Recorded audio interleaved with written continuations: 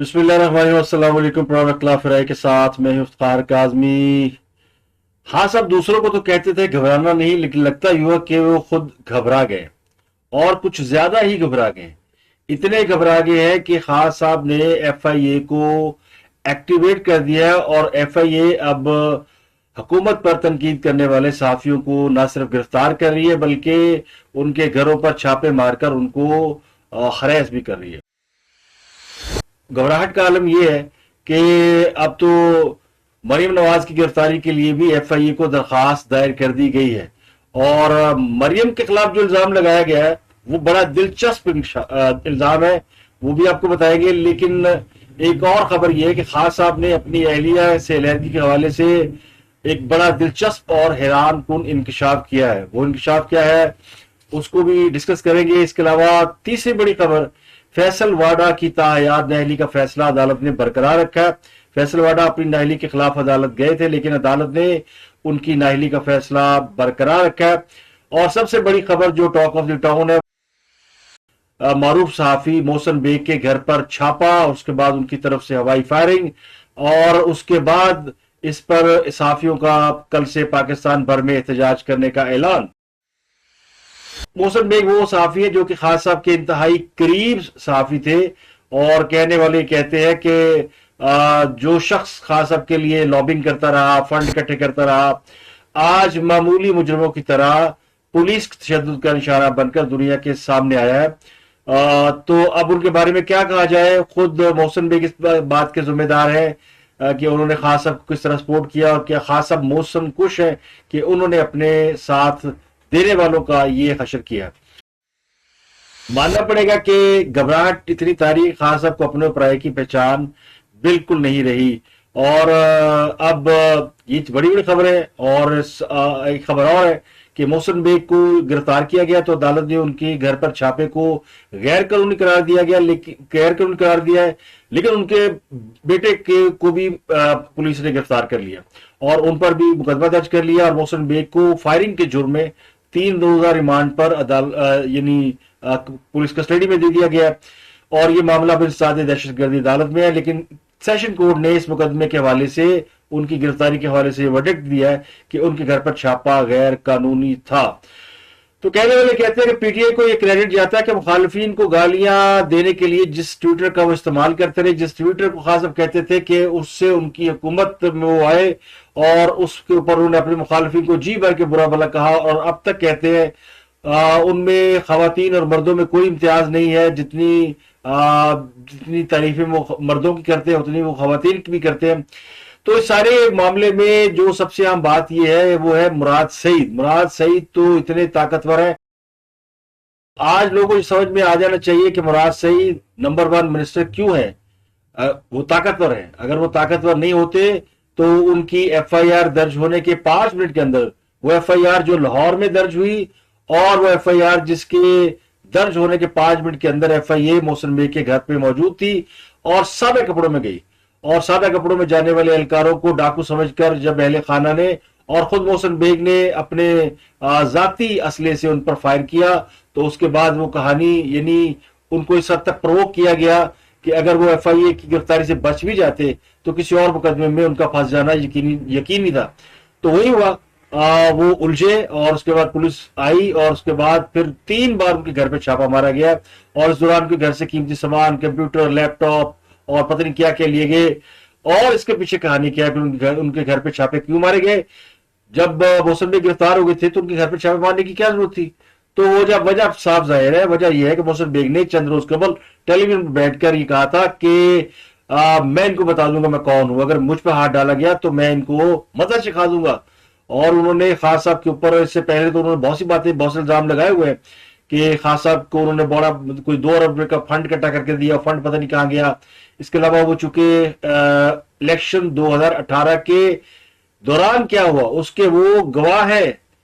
कल को अगर खान साहब पे धांधली का केस चलता है या ये कहीं बात साबित होती है, कहीं बात किसी कोर्ट में चलती है कि 2018 के इलेक्शन में धांधली हुई थी और वो जो सिस्टम बिठाया गया था उसको बिठाने में किसका किरदार था, तो उसमें फिर मोहसिन बेग को बड़े गवाह है اور وہ جرنلسٹ ہے اور وہ کسی بات کے رکن نہیں ہے, وہ as a journalist as a lobbyist Khan صاحب کے ساتھ رہے, تو پھر ان کے پاس کوئی نہ کوئی ایویڈنس تو ہوگا. تو وہ ایویڈنس کی تلاش میں ایف آئی ان کے گھر میں جگہ جگہ تلاشی لیتی رہی, ان کی تمام چیزیں اٹھا کے لے گئی ہے, اور اب ان کے بیٹے کو بھی اٹھا لیا تاکہ اس سے پوچھ سکیں کہ ابے نے کتنے چیزیں لکائی ہوئی ہیں. اب ابے کی چیزیں تو ملیں گی, سب ملے گی, لیکن سب سے بڑا ظلم ہوا ہے کہ پیٹرول کی قیمتیں بڑی ہیں, اور ایسی بڑی ہیں کہ یعنی اس پہ تو اتنی لوگ دعائیں دے رہے ہیں خان صاحب کو ہاتھ اٹھا اٹھا کے, وہ کہتے ہیں خان صاحب کوئی وعدہ پورا نہ کرے, ایک وعدہ پورا کر دے جو آپ نے وہ کہا تھا آئی ایم ایف سے قرض نہیں لوں گا, اگر لوں گا تو پھر وہ قرض لینے سے بہتر ہے کہ میں وہ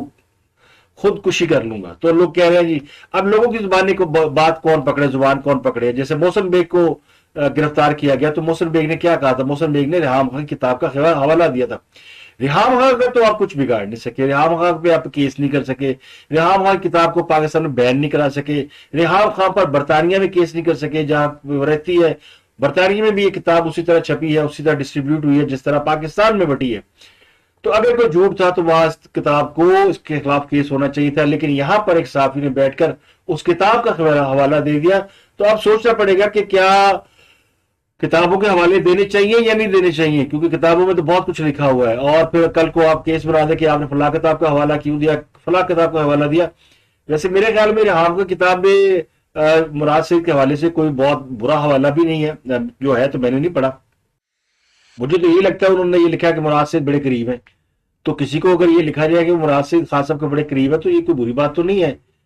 بری بات تو یہ کہ پھر آپ کے دل میں کوئی چور ہے, آپ کی چور کی داڑھی میں تنکا ہے, آپ کے ذہن میں کوئی غلط بات ہے جس کو آپ نے کہا کہ نہیں نہیں یہ بات نہیں, یہ کہی ہوگی. وہ آپ کو یاد ہے نا, وہ ایک خاتون جا رہی تھی تو پیچھے پیچھے ایک شخص چلتا جا رہا تھا, تو اس نے پلٹ کے اس کو تھپڑ جڑ دیا. تو اس نے کہا کہ بیوی تھپڑ کیوں مارا, اس نے کہا کہ اس نے مجھے چھیڑا ہے. اس نے کہا کہ میں تو نہیں چھیڑا. اس نے کہا یہی تو افسوس ہے, 5 منٹ سے میرے پیچھے چلتا رہا, چھیڑا نہیں. تو یہی حال ہے کہ مراد سعید وہ کہتے ہیں چور کی داڑھی میں تنکا, تو یہ چور کی داڑھی میں تنکا حکومت گھبرائی ہوئی ہے, اور اتنی بری طرح سے گھبرائی ہوئی ہے کہ خاص صاحب کو پھر آپ دیکھ لیں گھبراہٹ کا عالم کیا ہے. لسٹیں بن گئی ہیں, F I A social media پہ اٹیک کر رہی ہے, سوشل میڈیا پہ اب جو بھی بات کرے گا, جو بھی کوئی بات صحیح کرے یا غلط کرے, اس کا نام لسٹ میں ڈالیں گے, پرچہ کاٹیں گے اور اس کو اٹھا کے لے جائیں گے. اور اگر اس نے کئی غلطی سے کوئی اپنا ڈیفنس کر لیا, یا اس نے ایک تھپڑ کھا کے جواب میں ایک تھپڑ دے دیا, یا گالی کھا کے جواب میں 2 گالیاں دے دی, تو اس پہ دوسرا تیسرا مقدمہ بن جائے گا. تو یہ صورتحال ظاہر کرتی ہے. اور آپ کو ایک اندر کی خبر بتا دیتا ہوں, 2 کہانیاں آپ کو بتاؤں گا, مسلم لیگ کاف کی اور پی ٹی آئی کی. یہ ویلاگ ہم گھنٹوں کر سکتے ہو, بڑا لمبا ویلاگ ہے, اتنی سٹوری ہے کہ آج ایک بھرپور دن گزرا ہے, اور میں چونکہ مصروف تھا اس لیے تھوڑا دیر سے آپ سے ہم کلام ہو رہا ہے, لیکن آپ کے ساتھ شیئر کرنا بڑا ضروری ہے کہ یہ سب کیا ہو رہا ہے. مسلم لیگ کاف نے بلاخر اپنی پارٹی کے مجلس عاملہ کا اجلاس بلایا, اور وہ گلے شکوے کیے جا رہے تھے کہ جناب کہا تھا پرویز الہی نے کہ میں اپنی پارٹی سے بات کروں گا, لیکن بات ہی نہیں کی. اور مونس الہی نے آ کے خان صاحب کے سامنے کہہ دیا, خان صاحب تسی کہہ دیو میں گھبرانا نہیں. اور خان صاحب پھر مونس الہی کی تعریفیں, مونس الہی اور پرویز الہی کی تعریفیں کرنا شروع ہو گئے.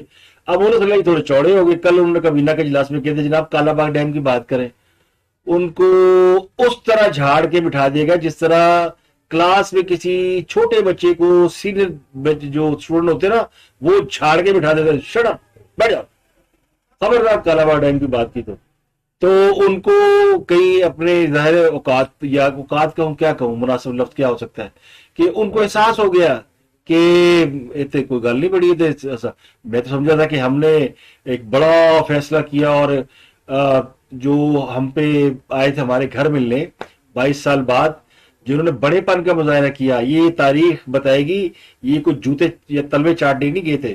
یہ بڑے پن کا مظاہرہ ہوتا ہے کہ انہوں نے اپنے اختلافات بلا کے اس وقت ہی سمجھا کہ آپ کے ساتھ مل کر عوام کو اس مشکل سے یا اس دلدل سے نکالا گیا جس میں عوام گرفتار ہے. تو تھی سمجھا بہت بڑی پارٹی ہے, اور جناب بڑے ووٹ ہیں اور بڑا کچھ ہے, اور ہم تو اس وقت خان صاحب کی ضرورت بن گئے, اور اسی پہ پھر بیٹھ گئے. اور اینڈ کے کابینہ میں سوچا گیا تھا کہ میں ایسے پھینکوں گا, شاید یہ ٹیسٹ بھی ہو, شاید 14 میں کار میں رکھا ہوگا, کہا ہوگا ذرا خان صاحب کو ذرا ٹیسٹ تو کرو کہ ہمارے ساتھ ہے کہ نہیں, ہماری وفاداری کو یقین ہے کہ نہیں ہے, ہماری تعریفیں کریں, ساری گل بھی مندے کہ نہیں مندے. تو وہ بات انہوں نے مانی نہیں ہے, وہاں سے ہو گئی شٹ اپ کال. اس کے بعد بلایا گیا اجلاس. اس سے پہلے پرویز لائی نے بھی سوچا اجلاس بلانے کا, اور انہوں نے کہا بس ٹھیک ہے, کہہ دیا منہ سلائی نے کہ ہم عمران خان کے ساتھ تو ہے, اور ہم نے تو شہباز شریف خاندان کو اپنے گھٹنے پکڑوا دیا, اور زرداری کو ہمارے در پہ آنا پڑا, مولانا فضل الرحمان ہماری تھوڑی کو ہاتھ لگاتے رہے. تو یہ سب جو ہے نا, وہ کہتے ہیں نا کہ ظرف کا اندازہ جو ہے نا, وہ پیالے کا جو ہوتا ہے, جب پیالہ بھر جاتا ہے نا تو پھر باہر اچھلنے لگتا ہے. تو وہ لگتا ہے کہ وہ اچھلا, اور پھر اس کے بعد انہوں نے اس کے اوپر ٹیسٹ بھی لے لیا ہے. میرا خیال ہے, پتہ نہیں لیا کہ نہیں لیا, میرا خیال ہے چوڑے میں مارے گئے ہیں, میرا خیال ہے کہ یعنی بھرم میں مارے گئے ہیں, میرا خیال ہے کہ کوئی غلط فہمی ہو گئی کہ جا کے کہا کالا باغ ڈیم کو جناب آن کریں اور یہ کریں وہ کریں, اور وہاں سے شٹ اپ کال آ گئی, اور یہ خبر بھی لیک ہو گئی کہ مونس نے فرمائش کی تھی اور ریجیکٹ ہو گئی. اب اس ریجیکشن کے بعد چوئس صاحب نے اجلاس بلایا, بتایا کہ جناب وہ ایسن کون آئے تھے جن کو مونس نے کہا تھا تماشا لگانے آئے ہیں, تو بتایا کہ نہیں سیریس ہی آئے تھے, اب فون کرنا کیے تو خاص صاحب تھے, ساڑھے احسان بھی نہیں مانتے. تو پھر انہوں نے کہا جناب چوہی صاحب جو کرنا کر لو. تو کرنا فیصلہ پرویز لائی نے کرنا تو وہی ہوتا ہے جو یعنی وہی پکے کی ترکاری جو حکم سرکاری, تو کرنا تو پرویز لائی نے تھا. یہ تو ایسے انہوں نے اتمام حجت کے لیے پارٹی کا بہانہ لگایا تھا, تو پارٹی نے کہا کہ جناب کرو جو کرنا ہے, پھر دیکھو تو یا تو عمران خان کے نخرے سے ہیں اور پھر گالیاں کھائے, پیٹرول قیمت بڑھی ہے, اس پہ بھی ظاہر ہے عوام کی طرف سے وہ جو حکومت کے حق میں کلمات کہے جاتے ہیں ان میں اضافہ ہوا ہے. اور ہر چینل نے آج دکھایا ہے کہ اس پہ آج یعنی اپنے پرائے سب ایک ہی سب میں کھڑے ہوئے محمود ریاض, اب تو آج تو یوتھیے بھی لگے سن, ہاں سمرو آتا جی. تو یہ سب ہونے کے بعد پھر پیچھے کیا رہ جاتا ہے کہ یعنی خاص صاحب کو اور حکومت کو وہ جو غلط فہمی کا لیول ہے نا وہ نہیں ختم ہو رہا. ان کا خیال یہ ہے کہ ہم پبلک میں بڑے پاپولر ہیں. گھبرائے وہ جو ہوئے ہیں کہ وہ جو ہمارے پیچھے تھے وہ ہٹے تو نہیں گئے, وہ دوسروں کے ساتھ تو نہیں گئے. گھبراہٹ وہاں سے ہے, گھبراہٹ اور کہیں سے نہیں ہے, اسی لیے تو ان کے گھر چلے گئے تھے. یہ خبر میں سب کو پتہ چل گئی ہوگی کہ اہلیہ سمیت گھر چلے گئے تھے. تو ان کی اہلیہ بشرا بی بی کے بارے میں تو خیر زیادہ بات نہیں کرتا, کوئی بھی نہیں کرتا, بہت کم لوگ کرتے ہیں, میں یہ نہیں کہتا کوئی نہیں کرتا, جنہوں نے کی ہے ان لوگوں نے کی ہے, نہیں کرنی چاہیے. لیکن آج خاص صاحب نے خود بات کر دی تو اب کرنی پڑے گی. خاص صاحب نے کہا کہ جناب بشرا بی بی تو 6 مہینے سے اسلام آباد سے باہر ہی نہیں گئی. خاص صاحب نے کہا تو ہن کی کہی جودا, پھر وہ جواب دینا پڑے گا کہ اگر وہ پھر 6 مہینے نہیں گئی تو پھر کہاں تھی, تو وہ کہتے ہیں گھر پہ تھی. تو اب خاص صاحب کا کہاں مان لے. اب یہ حیران کن انکشافات ہے کیونکہ جن لوگوں نے ان کی لاہور میں ہونے کی موجودگی کی تصدیق کی تھی ان کے نزدیک یہ نہیں تھا کہ خاص صاحب سے کوئی لڑائی ہوئی ہے. وہ آتی جاتی رہتی ہیں لاہور, اور پھر وہ اسلام آباد سے پاک پتن شریف بھی جاتی ہیں, اور وہ عبادت گزار وہ خاتون ہیں, وہ اولیاء کے دربار پہ بھی جاتی ہیں. تو 6 مہینے سے وہ اگر اسلام بنی گالہ سے نہیں نکلی تو پھر اس پہ ایک سوال اور بھی ہے کہ وہ 6 مہینے کیا ان کے اوپر کوئی پابندی تھی وہ 6 مہینے باہر نہ نکلے. یہ بڑا اہم سوال ہے, اور اس پر پھر بات لوگ کریں گے. پھر یہ بات کسی اور نے نہیں کی, یہ آج عمران خان صاحب نے جنید سلیم جو دنیا نیوز پروگرام کرتے ہیں ان کے ساتھ گفتگو کرتے ہوئے کہی ہے, اور ان کی ویب سائٹ پہ اویلیبل ہے. تو اب نوا کٹا خان صاحب نے کھولے. اب بشرا بی بی کے بارے میں جب باتیں ہو رہی تھی تو بشرا بی بی کے لیے تو کوئی زیادہ تردد نہیں کرنا پڑا. کو گرفتار کیا گیا, وہ جو صابر میں ہاشمی صاحب ہیں ان کو گرفتار کیا گیا, اور پھر اس پہ خان صاحب نے وہ اجلاس ہوا جس میں کہا گیا جی جاج شاہ رو پڑے, آپ دیدہ ہوگی کہ دیکھیں کیا ہو رہا ہے, فیملی پہ بات ہو رہی ہے. تو بڑے دوستوں نے اسے پروگرام کیے ہیں اور سارے قصے سب کچھ دکھایا سمجھایا. ہم بھی خان صاحب کے آگے ہاتھ جوڑ کے ہوتے, خان صاحب جن جماعتوں کے ساتھ آپ لگے ہوئے ہیں مقابلہ کرنے اور بلو دی بیلٹ جا رہے ہیں وہ بھی اسی کام میں ماہر ہیں. کل کو یہ لوگ اگر بلو دی بیلٹ گئے تو پھر آپ روئیں گے, پچھتائیں گے. خان صاحب مانتے نہیں سی. خان صاحب نے کہا نہیں میں ان کو رلاؤں گا. ان کے چکر میں پوری پاکستانی قوم کو رلا دیا ہے. اب خبریں اتنی ہیں میں ڈسٹریکٹ ہو رہا ہوں, میں آپ کو کیا بتاؤں وہ کہہ رہے ہیں, کیونکہ یہ ساری خبریں میں نے آپ کو بتا دی ہے. اندر کی باتیں جو ہے نا وہ دو ہی ہیں, وہ دو باتیں پولیٹیکل ہیں. پہلی بات یہ کہ مسلم لیگ کاف کی بات, اور دوسری جہانگیر ترین کا جو پارٹی اجلاس ہوا اس کی اندر کی کہانی بھی جو سامنے آئی ہے اس کے مطابق जहांगीर तरीन ने इस बात का फैसला करना है कि वो अब सियासी जमात बनाए। उनको उनके पास अच्छे एमएनए हैं, अच्छी खासी तादाद है, 10-12 एमएनए वो कहते हैं हमारे साथ हैं, इस तरह 20-22 एमपीएस भी हैं, तो इतने तो काफ लीग में भी नहीं है, तो फिर जहांगीर तरीन अपनी जमात क्यों नहीं बना लेते? तो इस पर गौर खोज किया जा रहा है, ये फ्लोट की गई बात। लेकिन पार्टी के लोगों ने कहा कि जनाब जमात ना बनाना है, भी नमक कट्टा खोलना है, हम लोग चले जाते हैं मुस्लिम लीग नून के साथ, मुस्लिम लीग नून ने पावर में आना है, कल को जमात बना के फिर यही करते फिरेंगे, और कल को फिर अगर वो 1/3 मेजोरिटी के साथ आगे अपना नवाज शरीफ, तो फिर हम कहाँ खड़े होंगे? तो बेहतर है कि उनके साथ मिल जाते हैं, रहना तो हमने साथ ही है, विचू से रले रवांगे, तो प्रेशर को भी रहेगा और वो भी रहेगा। लेकिन फैसला जहांगीर तरीन साहब के हाथ में छोड़ दिया गया। अब कहने वाले कहते हैं कि जो कुछ हो रहा है, यानी क्या होगा, तहरीक जमीयत आएगी नहीं आएगी, खास सब हटेंगे नहीं हटाएंगे, ये बात 5-7 लोगों को पता है, जिनमें शहबाज शरीफ नवाज शरीफ के बारे में तो तय है कि उनको पता है क्योंकि वो उसके मास्टरमाइंड है, वो सब कुछ कर रहे हैं। जरदारी साहब जो है वो इसमें शामिल हो चुके हैं, मौलाना फजल रहमान और मरियम नवाज भी शामिल है। अब जहांगीर तरीन के बारे में भी ये कहा जा रहा है कि वो भी इसमें शामिल हैं, और अल्लाह आलम को शामिल है कि नहीं है। और चौधरी को भी कान में कच्ची पक्की बात डालेगी, पक्की नहीं डालेगी, कि चौधरी पे इतबार पूरा नहीं किया जाता।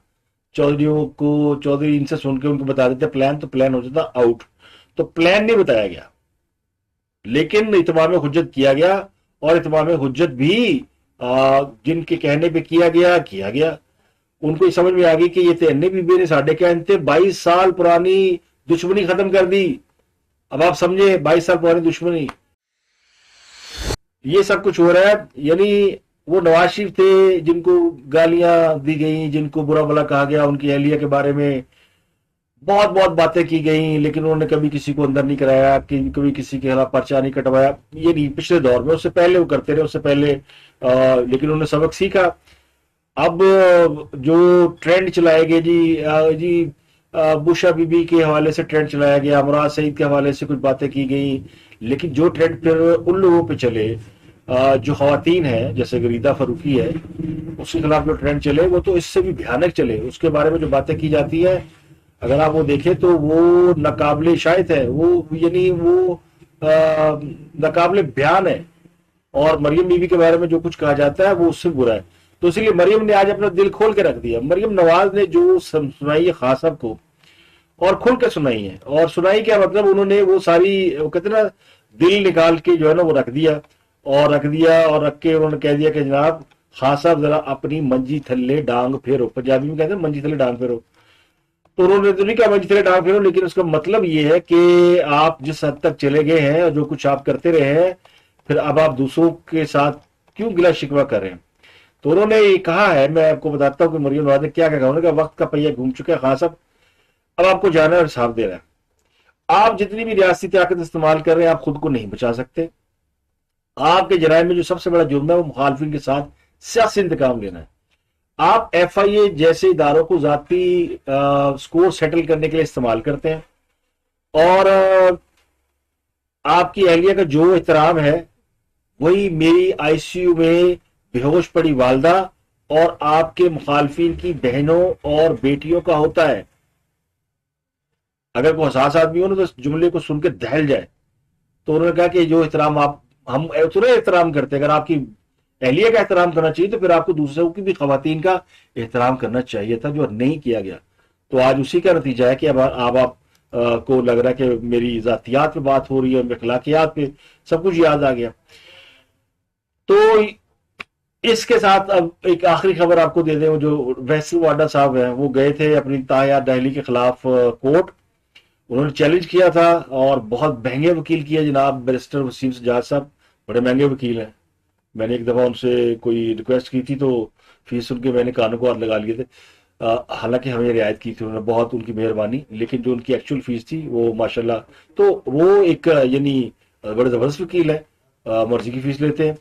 वो गए थे, पेश हुए फैसलावाड़ा की तरफ से इस्लामाबाद हाई कोर्ट में, लेकिन इस्लामाबाद हाई कोर्ट ने दरखास्त वापस कर दी। उन्होंने कहा नहीं जनाब, आपको तो बुलाती रही इलेक्शन कमीशन, आप आते ही नहीं थे। और चूंकि इलेक्शन कमीशन जिस ग्राउंड पे फैसला किया कि आप कहते मुझे सुना नहीं गया, लेकिन आप तो गई नहीं, तो फिर वो फैसला ठीक है। तो उन फॉरन इलेक्शन कमीशन ने ان کی نشست پر الیکشن کرانے کا اعلان کر دیا. 9 مارچ کو سیٹ پر الیکشن ہوگا. اجازت دیجیے اپنا گردن واقع لوگوں کو بہت